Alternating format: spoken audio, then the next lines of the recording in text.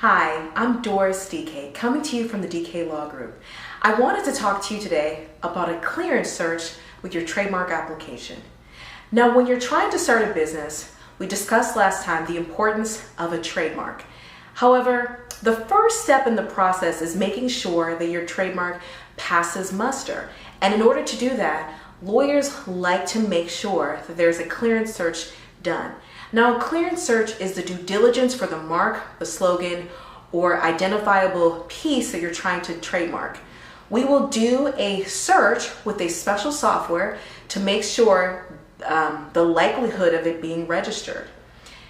Yes, you can do a normal Google search or a domain search, but our searches are a little bit more in depth and it'll let you know the likelihood of confusion of your mark. Honestly, I recommend a consumer or a business person who is considering get a trademark that before you make your logo, that you meet with your trademark attorney and that you make sure that that logo passes the clearance search before you create it. What's the point of branding yourself with a particular logo or name or catchphrase and then it doesn't pass the clearance search?